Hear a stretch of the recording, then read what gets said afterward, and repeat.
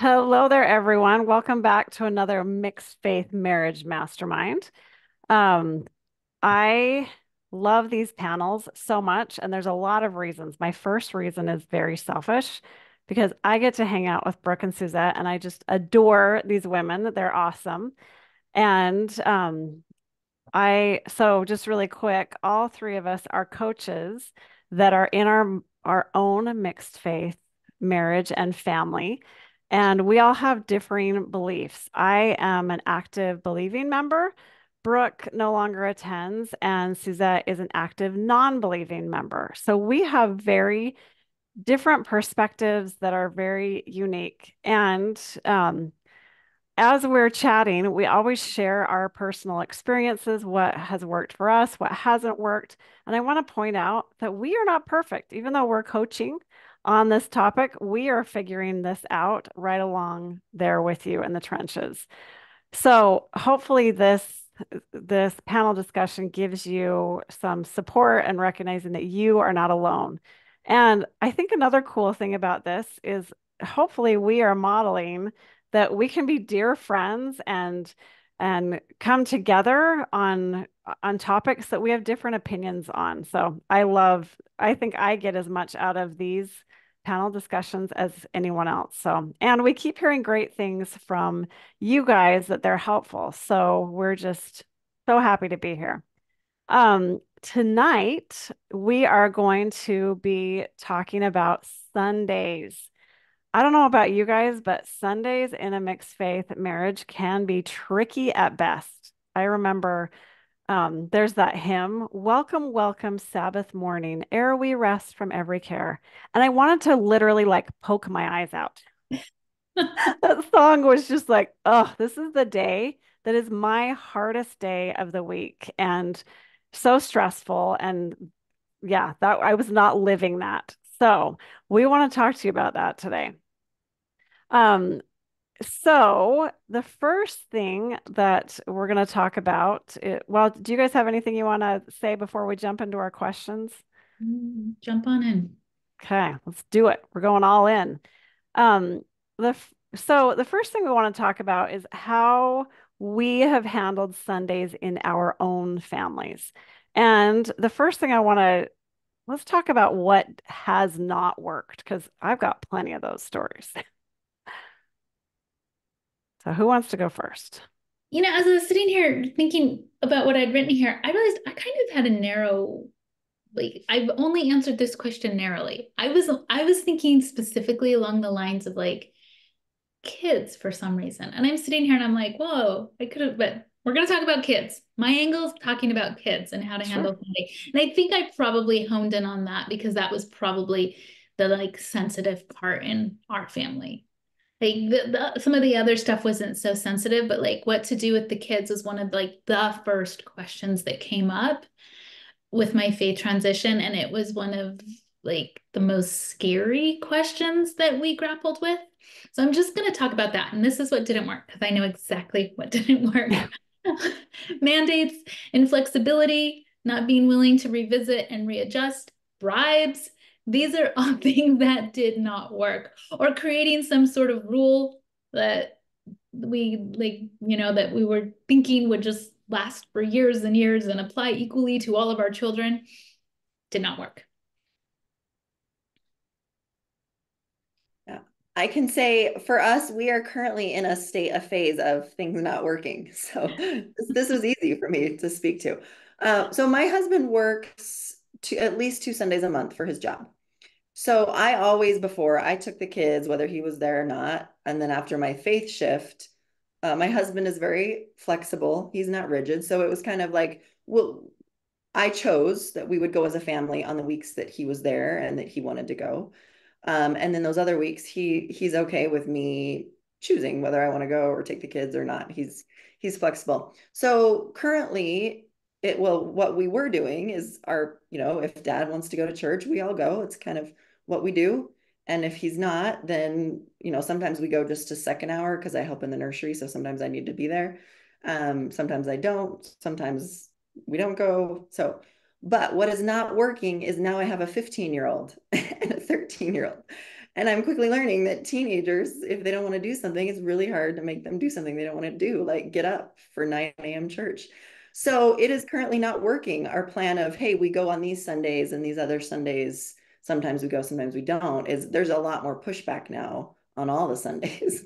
Why do I have to do this? And a lot of grumbling. So we're at a phase of this isn't working and we got to revisit. Like I have a teenager now. I have a 15-year-old, almost 16, and maybe it's time to say, hey, like you get to choose. It's totally up to you. So my husband and I haven't had that conversation yet. Just busy summer, but it's one of those things that's kind of been slowly building, and we need to kind of, okay, what's this? What are we going to do now? Because currently, it is not working to to make teenagers do anything that I would like them to do or that my husband would like them to do. So funny, surprising how that works. Doesn't get any easier when they're adults either. Sorry to. I know. Okay, well, I want to go back to when my kids were younger because mine are all older now. I've got 14, 20, and 22. But when my kids were little, and that was when my husband stopped going with us. And I don't know, have you guys ever seen the Norman Rockwell painting of it's the wife taking her three kids to church and they're all dressed up to the nines and looking good, and dad is hiding behind the newspaper, Mhm. like so no one can see him. That was my family, literally every other than my husband didn't smoke and the dad's smoking in this painting. But was just that was what it looked like. That I was very rigid. I would take my kids and it was like, we are going to church and dad's not going. So now it's my job and I've got to do it for all of us. And so I had so much blame and resentment. I remember one time when my 20-year-old was probably 3, I got my kids all ready and I'm marching out and already mad before I even go to church. And my 2-year-old puked all over the pews before church even started. And it was just like, I was just exasperated. And luckily, there were some cute little old men that were super kind. And they're like, you go home. We've got this. We'll take care of this for you. But then I'd get home and I was furious. I didn't want to talk to my husband. I blamed him for everything. I blamed him for my son throwing up, which he had nothing to do with. And so then he'd be like, hey, how was church? And even on the weeks where it wasn't a disaster, I was just like, it was fine. And I would be so passive aggressive and I would isolate myself and I would just be mad all day long. And that was not fun for anyone. So that didn't work for us. Let's look at what are some of the things that have worked. So let's go back to that question. You know, so I'll talk about that. I want to add, I hate to do this, but I want to add something else that didn't work for me because it ties into what did. Something else that didn't work for me, and I noticed this right at the beginning, is when we were making a decision on whether the kids should stay or go, I found that I was watering down my preference, my desires, because I felt like I was like in the wrong, because I felt like I was the one rocking the boat, because I felt like I was already causing the problem. And that's like, so then I wasn't really communicating my true preferences or asking or advocating for what I really wanted because I didn't feel like I had a right to do that. And I wanted to highlight that because that doesn't work.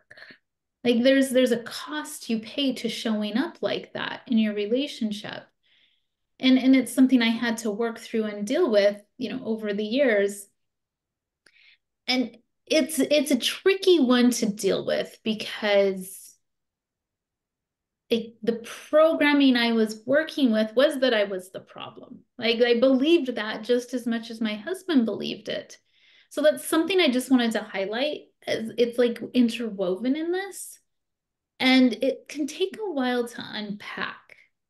And as I was able to unpack it and then verbalize and vocalize more of what was important to me and what I wanted to be considered as we made this decision together on how to deal with Sundays and kid attendance, um, we got to I loved your story, Suzette, because I have a kid and she was not even close to a teenager. But our first rule was like, they go until they're 12. And then when they're 12, they can decide. Well, she like wrenched that tool, that rule, and just threw it out the window. And I remember how she was when she was not 12, and we're like, pause, like we have to reevaluate this rule. Like we've got to like adjust because it worked for the older two, but her not working. And we had to like reevaluate and pivot. And it was like a combination of things. I had to be able to be more honest and transparent with what I was experiencing and what I wanted. We had to really be flexible and understand our children as individuals instead of trying to do some blanket mandate for everybody. We had to pivot, like, a year, 2, 3 years in, we were still iterating this very actively. And it takes that's a lot of work. All of those steps are not insignificant. And so what really works is for us, letting kids run point on their own decisions. Not like really watching the guilt and the pressure from the parents. Doesn't mean that we weren't offering points of views and ideas, but we really had to watch the tendency to come in and really like sort of like pressure, convince, coerce instead of just advise and consult. That's tricky too. So these are things that I saw in my own immediate family. So when you say what worked and what didn't work, they were all sort of there, working and not working simultaneously and in parallel. And a lot of times we sort of had to explore what wasn't working before we could even identify and get to what would work for us. I agree with a lot of those things, Brooke. What did work is when we each vocalized what mattered to us so that we could kind of compromise. What also worked was having a shared why, like a shared value of what we wanted the kids to get out of church that wasn't about belief, but for us, our shared why was like there's community, it's good experiences being with people that they might not normally associate with. It's, they get the chance to do things like public speaking and, it just other like opportunity. So our why was it's just an opportunity for them to learn and grow in different ways. That was our shared why. It wasn't about belief. So that worked for us. Flexibility works for us because if you listen to our flexibility episode we did, my husband is just flexible. So that's a plus. Like last week we ditched church, all of us, and we went to the lake because my husband's been working so much and we go to the lake a lot in the summer and we just haven't gotten to. So he was like, it was like shared family time was what mattered. And this was like our one day and it was a perfect lake day. So we just went to the lake. So flexibility worked. And, he's been flexible. Like there was a period where I wanted to take kids to other churches to explore. And we did that. And there was, it's like season, making it kind of, again, not permanent decisions. Like we're going to do this for a while. We're going to try this for a while. Those are all things that have worked to make it manageable as we try to navigate this always changing, tricky thing.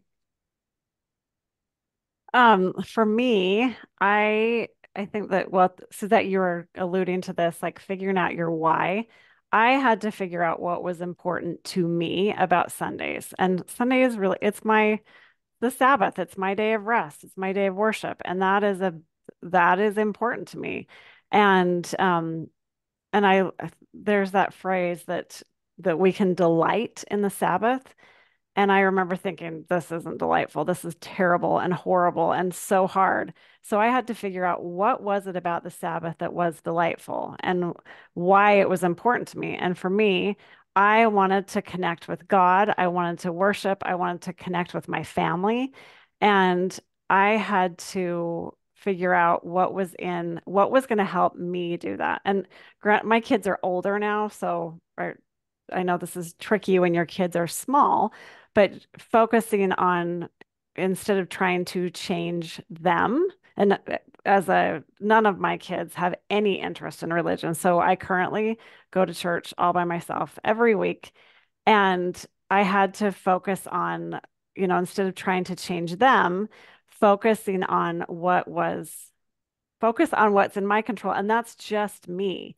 And it was so easy. I spent so much time judging them for not living my religion. And the more I did that, the more I realized, okay, I'm not living my religion because I'm judging them and I'm shutting down at the end of the day and not talking to them. So focusing on how can I live my religion, just me, outside of them, and differentiating and having that that was a big thing for me, focusing on me feeling the spirit instead of trying to make them. That doesn't go very well when you're trying to make people feel the spirit. Um, so that is that was what was very helpful in my relationship. So let's talk about why are Sundays, why are they so hard? Maybe it's just, I think maybe other people it's not hard for them, but why do Sundays feel so hard in a mixed faith marriage? I'll lead out here because I have some ideas on this. I think they feel hard because a lot of like hard emotions come up. I think that it's just they just bubble to the surface on the weekend. And so like when I was thinking about like what I've heard some clients say. So if I have like a believing client, they might say I'm sorry, let's start with the non-believing. They might say things like, I'm not as important as the church to my spouse. They don't care to hear about my experience or my point of view. So they're going to feel unappreciated. They're going to feel disrespected. They're going to feel isolated. They're going to feel alone. They think I'm lazy. They think I'm dangerous. They're going to feel hurt. Like these are like, why does Sunday feel hard? Because these are hard emotions to feel. And then I think of the clients who are believers. They tell me things like they betrayed me. Like there's some anger and hurt with that. They're hurting the kids. They're hurting me. How can they ignore the last 30 years? How can this be happening? Like again, sadness and hurt and confusion and resistance to what's going on. Hard emotions. And then you put that in a 7-day cycle, right? Every Saturday night, it kicks in, and the next 24 hours you're in this like thought feeling space of thinking this and feeling this. That's hard. That's hard. So when I start to see these cycles, like that's when I know that this is a helpful area to get some help to reframe, to process, to work through this so that you're not stuck on that like 7-day roller coaster. Like where, every Saturday night these escalate in volume and some internal radio playing in your head. This is where I think coaching or therapy can really help you to like take those thoughts, take those feelings, process, reframe, and not make Sunday so hard. Yeah, I agree. There's a lot of emotion starting Saturday and into Sunday. But I think another reason why they're so hard is they contain all the ingredients that any couples struggle with. So allocation of resources. Time is a very, very valuable resource, especially if you have little kids, if you have busy lives with teenagers, like time is limited. And so how we spend time on Sunday, how we allocate our time individually and as a family, that is something that all couples struggle with. That is very ridden with conflict for any couple. I also think not just allocation of resources, but the tension of the I and the we. Like church is important to me, but it's not important to you, or it's important to me to do other things on Sunday, but you want to go to church. And that tension of how do we have both an I and the we? I mean, those are things that all couples struggle with, all couples. So these are just things. Oh, and managing expectations. That is huge. We all have expectations of what Sunday should be, what we want them to be, how they should be, what our family time should be, what church should look like. So it's managing expectations between two different people. That is a conflict for all couples.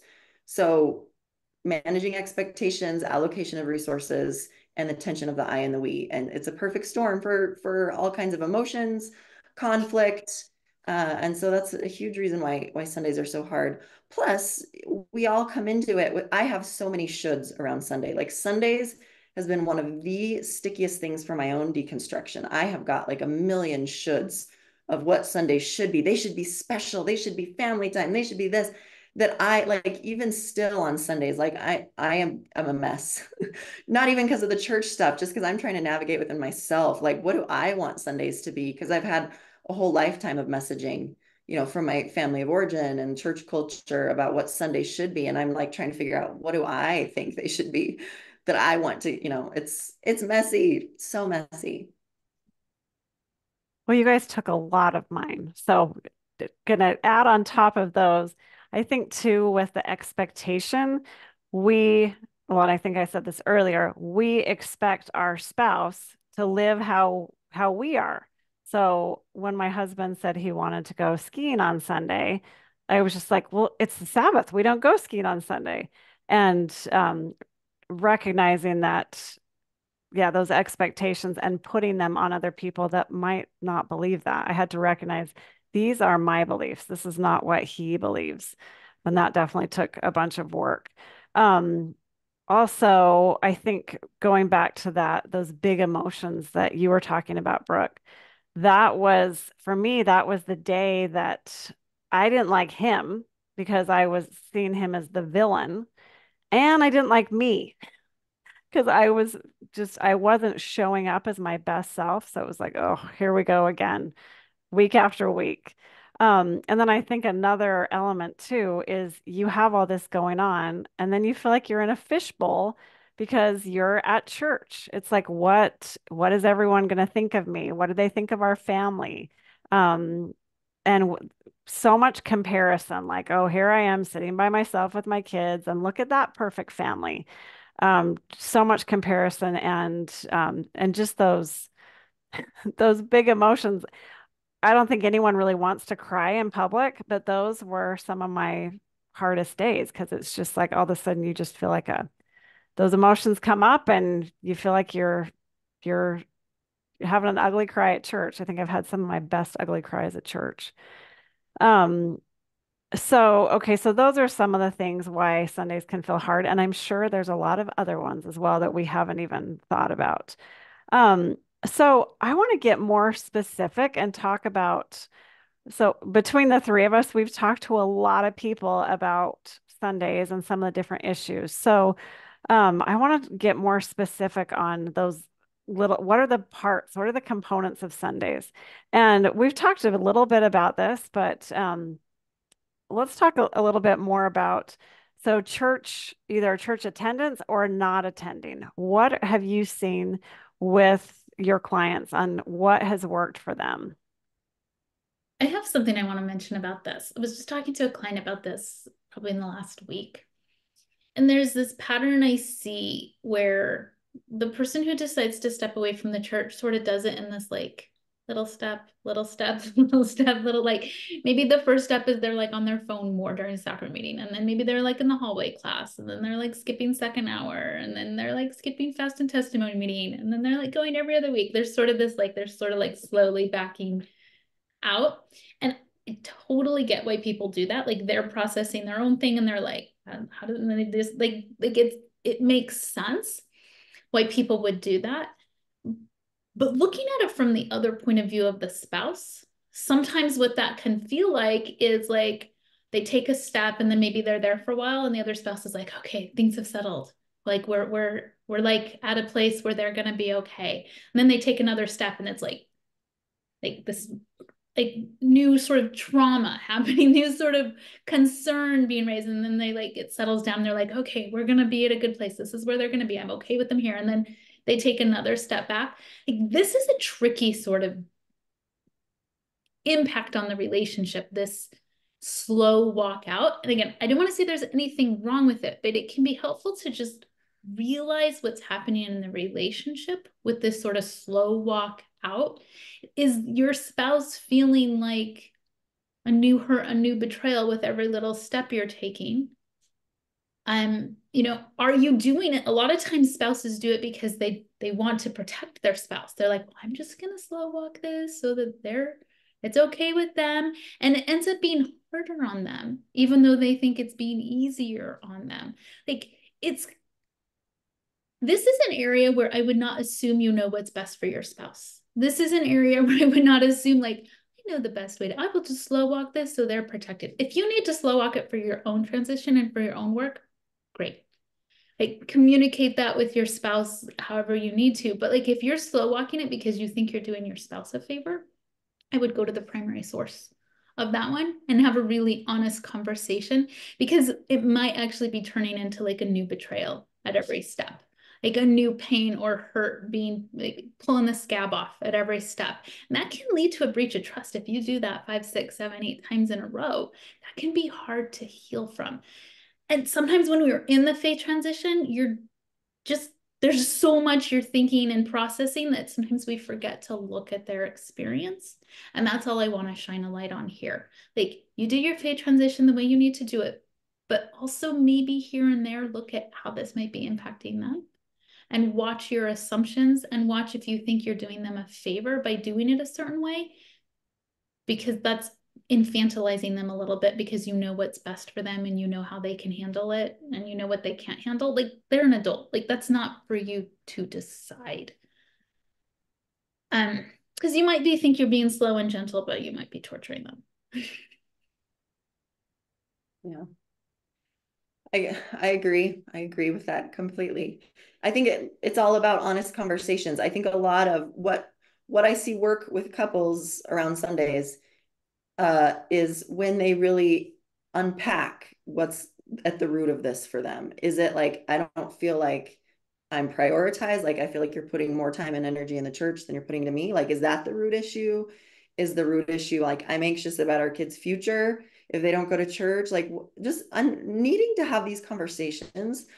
And sometimes you don't know what the root issue is, which is why, again, getting third party is really helpful. Getting professional help is so helpful to help guide the conversations to what the root is, and weed out all the surface stuff and really get down to the bottom of like what is the hurt, what's going on, what's the fear, what's the anxiety, and then how can we address that as a couple. That's when I see couples start to make progress, is when they really can kind of get below the weeds, get out of the weeds, and really get to the root issues and address them. And often it's very predictable. It's like not feeling like I'm a priority. It's all the fear, not feeling valued, being anxious about the future, like all those very normal human feelings. Just getting to those, being able to discuss them, and then find, okay, well, how do we want to manage this as a couple to deal with this in a way that works for both of us? And I would add that I know for me personally, and so many of the clients that I work with, a really important question that we can apply to any of these things we're going to talk about is, what am I making this mean about me? My spouse isn't here. My child isn't here. And really getting honest. Well, I think people are going to think I'm a bad wife, or that I'm not a good disciple of Jesus Christ, or that I didn't teach my kids enough, or my husband, that we we take things very personally, and we think this is going to reflect on me. I think that's a really important question to ask with any of these. Um, okay, uh, let's talk about Sunday dress, since we're talking about being at church. What have you seen with this with your clients? I'll just say that this was something that I dealt with personally because I just stopped caring. I went to other churches and saw that people just came in their normal clothes, and that was so nice. And then I stopped caring that if my kids wore tennis shoes with their shirt and tie, but my husband did. And so it's this isn't something I see as much with the couples that I work with. I think it's more just attendance. I think this is a smaller thing, but I think that the small things can add up and be significant. So yeah, but it's just talking about it, finding compromises, finding solutions, deciding in this moment what's more important to me, like having my way on this, or like for me it was like, yeah, this is not a huge deal. Fine, I'll go get the kids some Sunday shoes. Like it's not a huge deal to me. Like finding where you can give and take and be collaborative and compromise, and really getting clear on what does matter to me. Like I could give and take on that. There's other issues that I won't give and take on because they matter a lot more to me. And I'll be like, and I'll voice like, this matters to me. And my husband might have to give on some of those. So if they don't matter as much to him, that's relationship. It's the constant give and take. And I think sometimes this issue, people are like, it's like bugging them, but they can't justify why it's bugging or understand why it's bugging them. And I think sometimes because there's the element of like mental load and invisible labor tied in with like Sunday clothes, like it's a lot of work It to is. have clothes that fit your kids, that look like they should, that fit in the budget, that are ironed or washed and prepared. Like this is not a small task. And and then with the seasons changed, like here you need a summer outfit and a winter outfit. Like the shoes, oh my god, the belts, like it's not a small task. And I think sometimes there raises like the issue of like is it who's doing this and is it fair? Like is this just being ignored, and because it's an invisible often kind of labor, it's still very real. And a lot of times women disproportionately carry this. Like Suzette's over there just like, yeah, it's no big deal if I went shopping. I'm like dying because for me it's a huge, like I do not have time in my day to like, and the mental load, like I get for some people it's easier, but like for me taking care of this for 4 kids is not a small task. I work full time. It's like that's an ask. That's a significant ask. And I think that needs to be part of the conversation. Like because people are like, it's not that big. Because it isn't that big of a deal to like buy shoes for your kids. But it is a big deal if you're already like overwhelmed with the mental load and the invisible labor, and you're already feeling like it's not fair how roles and the division of labor are happening in your marriage. And then you add this onto it, it can be like the straw that breaks the camel's back. You can start to lash out and get angry here, and it doesn't make sense in your brain because you're like, why am I getting upset about like iron shirts and things like this? But a lot of times it's because we're not aware that maybe the problem isn't, was there an iron shirt or is there a dress that fits? Maybe the problem is inequality and how things are divided, lack of communication around who does what and when and how it's done. And it like just again going to the root, going a little bit deeper. Like this might not be about ties and dresses and hair. This might be about inequality, about feeling invisible, about feeling unappreciated, taking advantage of your spouse and their free labor. I mean, it can mean a lot of things like that. Yeah. Can I just say even more? Like I think no matter what the topic is, whether it's church clothes or church attendance or how we keep the Sabbath day holy, no matter what it is or how we spend our Sunday time, it's just talking about what's going on with you and why you do or don't want to do that, and finding something workable that honors both people. I think that's the essence of any of these topics is we got to find something that works for both of us. It can't be a win-lose. Give and take isn't a win-lose. It's but there can be winning and losing, and there can be kind of giving and take because if you really don't have something that bothers you about it. But yeah, I think it's just having these hard conversations, talking a lot about all these things that are going on internally with all these topics.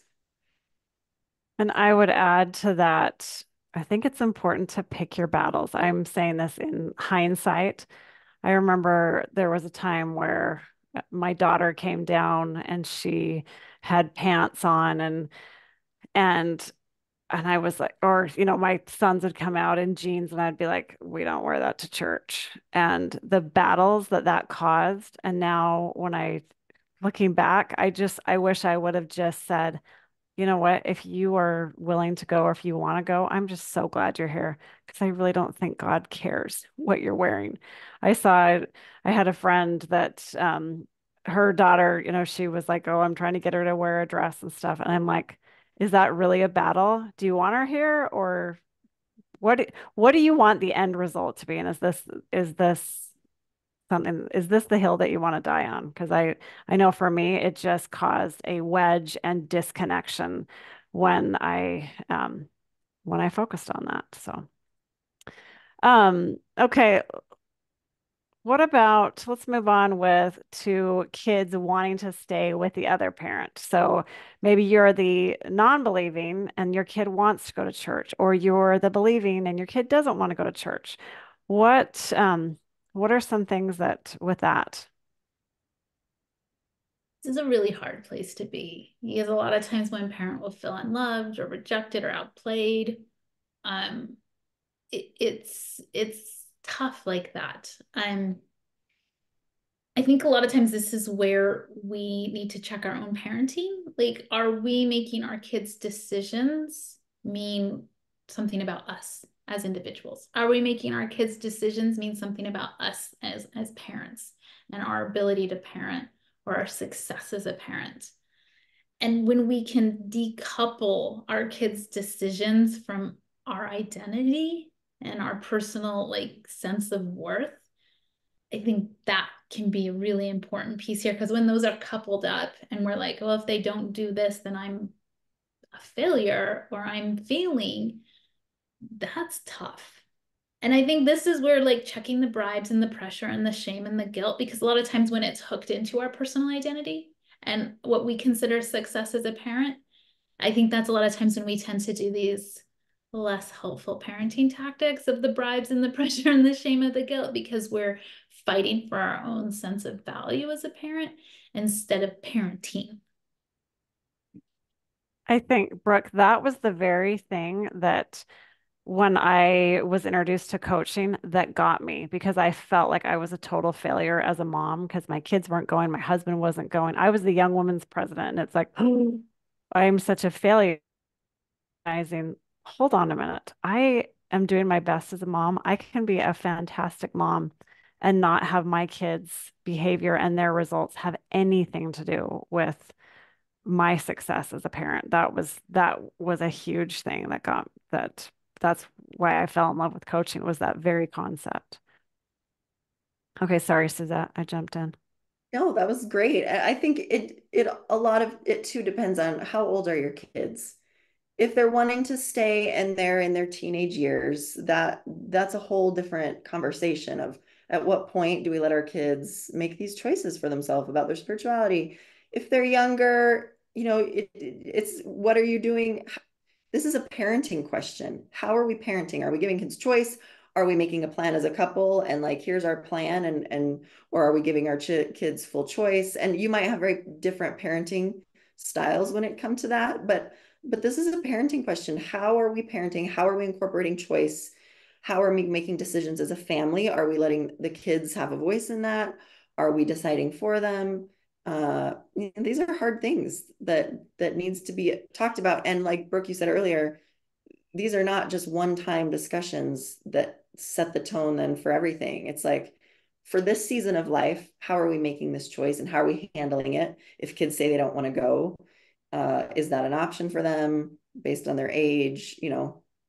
Or do we just validate them and say, yeah, that makes sense, but this is what we're doing today? Or, how are we handling it? So these are conversations that have to be revisited with every season of life, with every, as kids grow, as they start to give pushback, and what are their reasons for not wanting to go? And what are they going to do if they stay home? And like, it's messy and it's complicated. And these are just things that have to be talked about, maybe very frequently. I think that was one of when my kids were old enough. I think that was actually a relief for me because I could just, I think what worked the best for me was just, okay, you guys, I am headed to church. Anyone that wants to join me is welcome to. This is where this is important to me, so I'm going. And then I would come home and then we um would do things together after that. Um, okay, what about, I think this was the hardest thing for me, and maybe I'll start with this one. How do you treat those that are not choosing the way you do? So I personally would go to church and then I would come home and I was kind of a jerk. I had had so many emotions, and then my husband would be like, "Hey, how was church?" And I'd be like, "It was fine." And then I'd get really passive aggressive and not talk to him. And I think one of the most, there was a talk by Sister Rooney in the last general conference, sorry, church lady, drawn in conference, um, where she talked about if we are standing there eating the fruit, how are we behaving? Are we standing there sobbing? And or are we showing the joy that we feel? And I had to recognize that I was not showing my people joy because I would come home and I wasn't practicing any of the things that I had been learning at church. So going to that, like, what is my end goal? Who do I want to be? How do I want to show up? How do I want to live my life because I did a terrible job of that. And luckily I've had some time to revisit that. So that was a hard thing for me. Also, I think a big part of it too is managing expectations with your kids. So how you if you have expectations that Sundays should be a certain way, and then you're going to be resentful because they're doing the opposite, so your Sunday can't be the way you imagine it, then you've this is about managing expectations with them, not just with your spouse, but like, hey, I have this expectation that Sundays we should do things as a family. And when I see that you're not coming to church, that's hard for me. So how can we like still have family time or do whatever, even if you're not coming to church, or even though you are going to church and I'm not? Like, this is about talking about our expectations, making them explicit, and them communicating their expectations. Well, what I want Sundays to be is this. And I think that helps create respect so that we're not resentful and angry just because people are not doing what we would like them to do, is understanding that they have their own expectations, and working as this unit. Like, how can we manage everyone's expectations so that we don't all end up just mad at each other and angry and resentful and being jerks to each other? As this is all hard relationship stuff. Expectations are so hard in any relationship, and teenagers and kids have their own expectations too, and learning, respecting those, listening to them, modeling, hey, we can find something workable for both of us. Maybe I go to church, like you said, Brooke, or Chris, I go to church and then we come home and we do other stuff as a family. you know I think a lot of times when people don't choose the way we do, we get reactive. Like we start reacting to our own emotions, our own fears, our own insecurities, our own judgments. Like we're reactive. And a lot of times when we're reactive, we don't really like our behavior. Like it's not the most like beautiful, proud, often not even in alignment with our own values.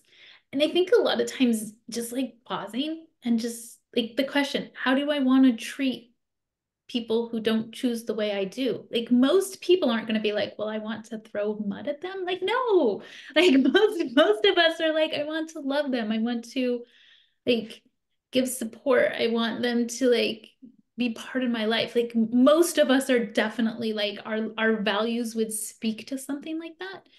And I think that's where we want to be, but we have to be aware of what we're doing when we're reacting. Do we need to process some stuff? Because that's often when we're reacting is we're not processing, we're not giving space for our emotional experience, we're ignoring it, we're shoving it down. And so I would say like this is usually a good opportunity if you don't like how you're showing up and you're being reactive. Um, like take care of yourself emotionally and then ask yourself what your values would have you do. And a lot of times once you work through the emotions, you easily know how you want to show up. I love that. Yeah, so important to let yourself have those emotions. And then once they're through, okay, what do I want to do now? Who do I want to be? I love that.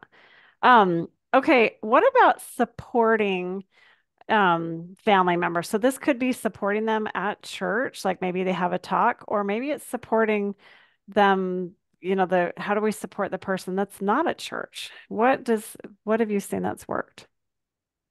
Yeah, I want to jump in on this because I don't go to primary programs and I don't go to talks ever.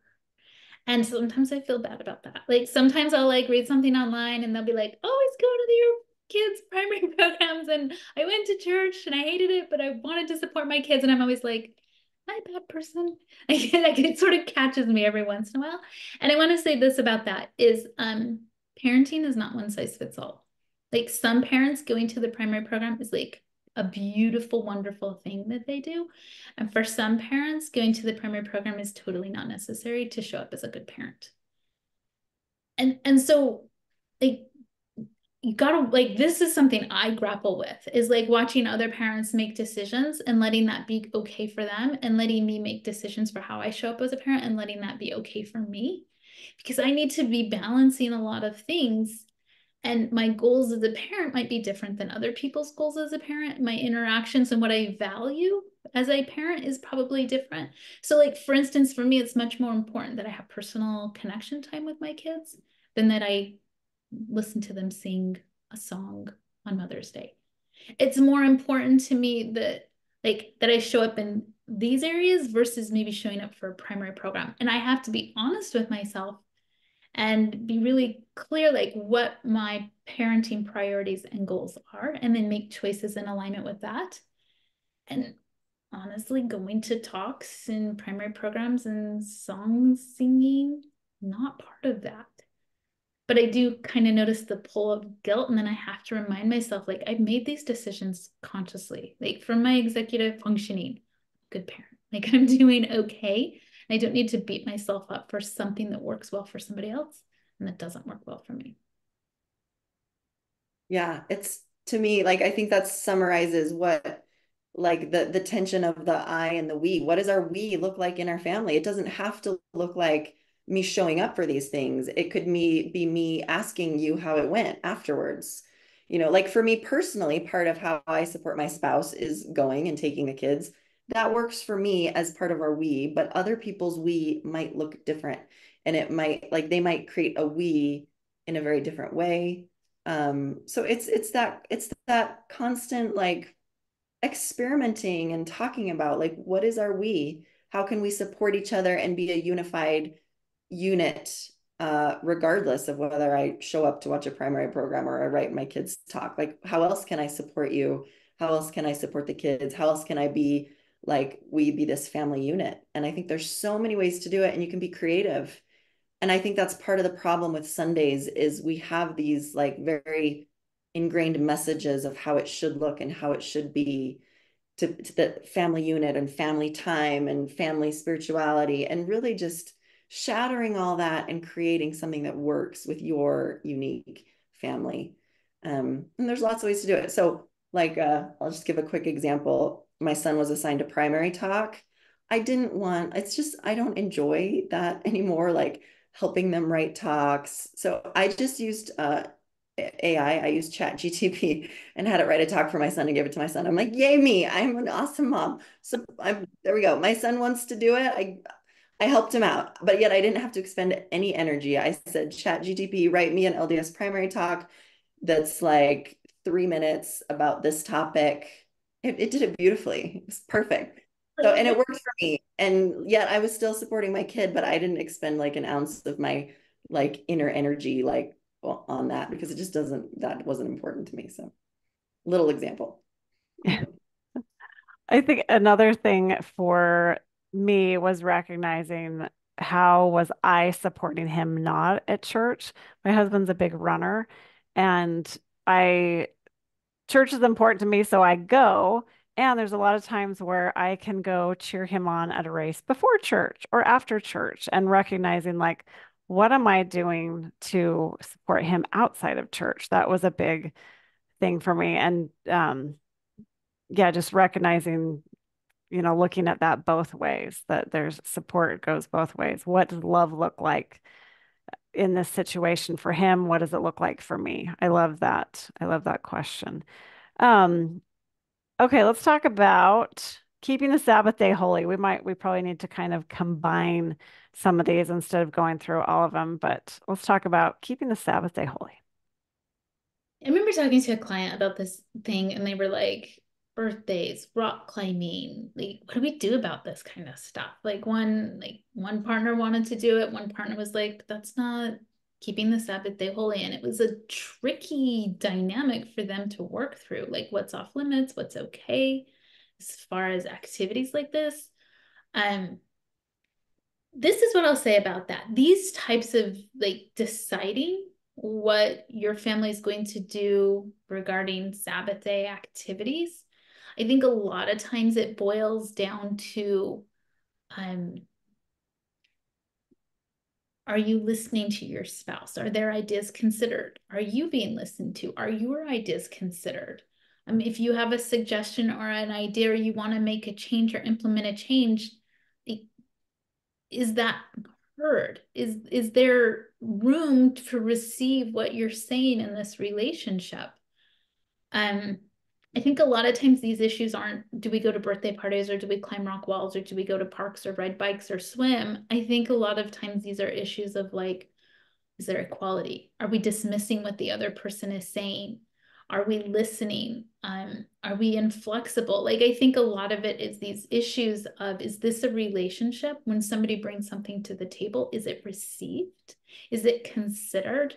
Or is it dismissed, ignored, and not validated as something to be considered and discussed? I think sometimes that is where the real pain and real like disintegration of a relationship can happen. If somebody's like, I really want to take the kids swimming, and it's just like, that's a bid, they want to have a discussion, and if it's just shot down, or it could go the other way, like, I really want to take the kids to church and I really want to have the Sabbath day, and if it's just completely shot down, it's like, that's, I think that piece is the most important piece to look at, as opposed to like, do we do birthdays on Sunday? Like, how is the relationship managing people's opinions, their bids for discussion, their bids for, reevaluating things? Is that shot down, or is that really considered? And I think even outside of mixed faith marriages, Sundays are hard, I think, for even when both people are in because of these things. Like we live in a different generation than the one we grew up in. Like there is, I mean, at least where I live, if you want to be on a sports team, there's going to be Sunday stuff. If you want to be on any club team, there's going to be Sunday stuff. It's a different time. And I think we need to put away all the shoulds. Like what did keeping the Sabbath day holy look like when I was younger, when I was growing up? And deal with the reality in front of us. How do we define it as a family, or how do I define it to me, for myself in today's landscape, which is very different. And the landscape is always going to be changing because that's just how life works. So the landscape is always changing. And how can I redefine what keeping the Sabbath day holy means to me in this situation? It's hard.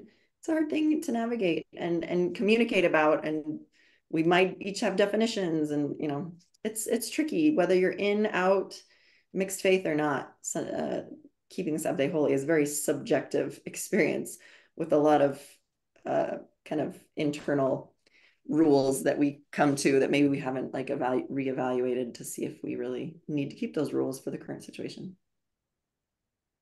I think for me with the Sabbath, that's my day of rest. And that has kind of changed over time um, and I found what works best for me. I want to have a day of resting from judgment of what I think my spouse should do, or a day of rest from blaming him, or a day of rest from wishing my family were different and fitting the mold. That was a big thing for me, that I can rest from all that and just set it down and go and focus on worshiping and getting what I want to out of church. Um, another another Can I just thing say I love that, that, Chris? That's beautiful. pardon? Can I just say I love that? I just want to. That's really beautiful. Oh, thank you. Another thing that I think has helped, like I personally, I don't go shopping on Sunday. I still have there are things that I do and I don't do on Sunday. But if my husband asks me like if I want to go, like if he says, "Hey, let's go to lunch or let's go do this." I used to say like, "Nope, I don't do that on Sunday." But now it's like, you know what? If he invites me to go do something, I value spending that time with him and connecting with him. So that makes that decision easier for me to say, yeah, I do want to go. I want to spend that time with you.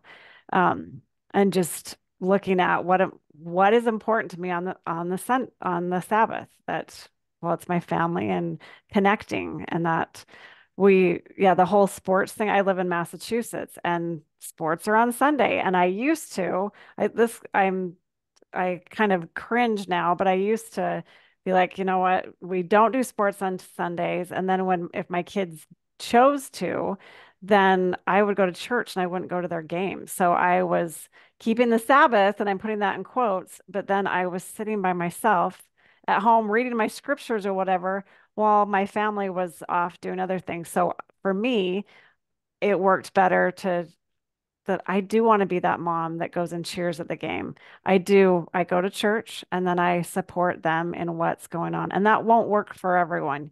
I think that's one of the biggest things. You have to figure out what works best for you and your family.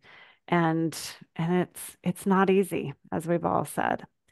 Any last questions or other thoughts that you guys want to share or um, anything else that you want to bring up?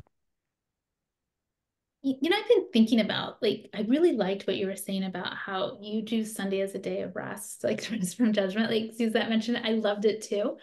And I was thinking, like, actually, I take Sunday as a day of rest. Like, I still subscribe to that idea, like wholeheartedly. Like, like staying home and resting. I think I find that that's really valuable to me, and I really enjoy that concept. And I'm going to adopt, like, not just resting my body, but also resting these things that you were mentioning. It's beautiful. Like, it's this beautiful idea of resting from judgment and resting from blame and resting from playing the victim and resting from my high expectations and shoulds and like resting from some of those things. I think I've benefited from the physical rest, and I think I can benefit from this emotional rest you're describing. I think one thing that's been really important for me that I've learned because of my husband's job. So he works in the emergency room. So he works evenings, weekends, holidays. So we like oftentimes don't like we don't celebrate Thanksgiving on Thanksgiving most of the time. We celebrate it before or after Christmas because of his work schedule. And that's really helped me to learn how to kind of untie like intentional family time from Sundays or whatever day it is of the holiday. Like you can be intentional about your family time, but it doesn't have to be on Sundays. It can be, and I think in the church that they've kind of linked like intentional family time and Sundays like go hand in hand. But they don't have to, and it's okay. You can have intent. We have intention, our intentional family time, which I think is really important, and the research shows it's important. I value a strong family, but it doesn't have to be so linked to Sunday and togetherness on all of Sunday and doing everything together and spirituality together. Like a lot of times, our intentional family time is when we're all together, which might be on a Tuesday night. And so, or like on a random Saturday morning, we go to breakfast. That's our intentional family time, and it's wonderful. And then Sundays, if everybody's doing their own thing and it's just a regular day, or we don't even have any family time on Sundays, it's okay. Like I've learned to kind of disconnect that, and it's been really relieving for me to just kind of get rid of that pressure of Sundays should be something special, either spiritual or something togetherness or just like no, I can create that on a Tuesday for an hour, like and it's really nice to feel like I still have that regardless of what Sundays look like. And I want to add, as we've all said several times, it can be so hard. I think it's so important to validate yourself, validate how you feel, validate like this is different than I imagined. And I think one of the most important things is compassion. I I think compassion is one of the most beautiful things. Compassion for you, compassion for your partner, compassion for your kids. Like I'm talking the Costco sized bag of compassion, a big old bag, like the Costco chocolate chips. Let's have a big old bag of compassion that this is something that we're trying to work on and we're trying to figure this out. And just sprinkle that compassion on everyone involved in this situation.